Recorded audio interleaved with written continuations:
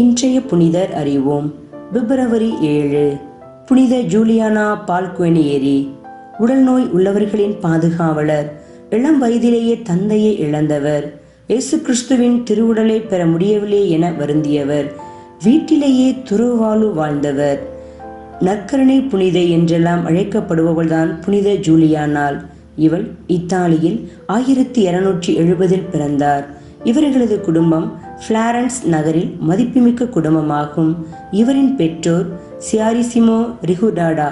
இந்த தம்பதியினர்தான் இத்தாலி நாட்டில் உள்ள பிளாரன்ஸ் நகரில் அமைந்துள்ள மங்களவார்த்தை ஆலயத்தை கட்டி கொடுத்த சிறப்புக்குரியவர்கள். ஜூலியானால் வளரும் போதே உலக காரியங்கள் மேல் விருப்பம் கொள்ளாமல் ஆண்டவர் இயேசு கிறிஸ்துவின் மீது விருப்பம் கொண்டு வாழ்ந்தவர். மகளுடன் தம் சிறுவயதை கழித்த ஜூலியானா தன் தந்தையை இழந்தார். இருப்பினும் மற்ற குழந்தைகளைப் போல உலக நாட்டங்களில் ஈடுபாடு கொள்ளாமல் இறைவனுக்கு தன்னை அர்ப்பணித்து வாழ்ந்தார். இளம் வயதிலேயே ஜூலியானாவை திருமணம் செய்து கொள்ள தாய் கேட்டுக்கொண்டார். ஜூலியானாவோ அதை மறுத்தார். 15 வயது நடக்கும்போதே அருள் சகோதரியாக பணியாற்ற விருப்பம் கொண்டார். முதிர்ந்த வயதில் தங்களுக்கு பிறந்த மகளை விட்டு பிரிய மனமில்லாத தாய் இதனை விரும்பவில்லை.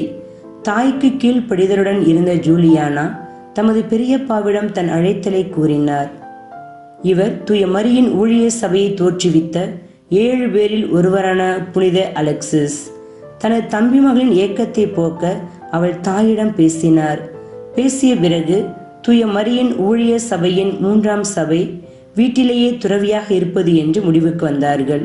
அதன்படி துறவிக்கு உரிய உடை அணிந்து வீட்டிலேயே இறைவனின் அன்பு பிள்ளையாக ஜூலியானாலும் அவரது தாயும் வாழ்ந்தார்கள். தாயும் மகளும் ஒருவருக்கொருவர் சிறந்த ஆன்ம வழிகாட்டிகளாகவும் நல்ல தோழிகளாகவும் வாழ்ந்து மகிழ்ந்தார்கள். திடீரென்று 1304ஆம் ஆண்டில் ஜூலியானாவின் தாய் இறந்ததும் தமது உற்ற தோழியை பிரிந்த துயரை ஜூலியானா அனுபவித்தார். கவலையை மறக்க வேறொரு வீட்டிற்கு குடியேறினார். தூய மரியின் ஊழிய சபையின் பணி நோக்கத்தை தனது வாழ்வில் செயல்படுத்தி இறைவனின் அன்பை பிறருக்கு தமது வாழ்வால் வாழ்ந்து காட்டிய ஜூலியானாவின் மீது பலர் நேசம் கொண்டனர். தங்களை இவருடன் இணைத்து கொண்டனர். அவர்களுடன் இணைந்து தூய மரியின் ஊழிய சபை பெண்கள் பிரிவை 3ஆம் சபையாக ஆரம்பித்தார். சபையின் முக்கிய நோக்கங்களான இரக்கச் செயல்கள், தாராளமாக உதவுதல், செப வாழ்வு, நற்செய்தியின்படி வாழ்தல் என்பதை வடிவமைத்தார். ஏழைகளின் முன்னேற்றத்திற்காக உழைத்தார். ஏழைகளின் மீது அன்பு காட்டினார். இதனால் பலர் இவருடன் இணைந்து கொண்டனர். 35 ஆண்டுகளாக ஜூலியானாவை தலைவராக தொடர்ந்து தேர்ந்தெடுத்து மகிழ்ந்தார்கள். தொடர்ந்து பணி செய்தல், பல்வேறு விதமான ஒருத்தல் முயற்சிகளால் ஜூலியானால் உடல் நலமற்றார்.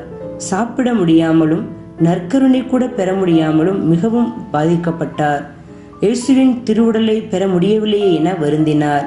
தான் இறக்கப் போகும் நேரம் வந்தவுடன் திருப்பலி நிறைவேற்ற வந்த குருவிடம் நற்கருணையை தமது நெஞ்சின் மேல் வைக்கச் சொன்னார்.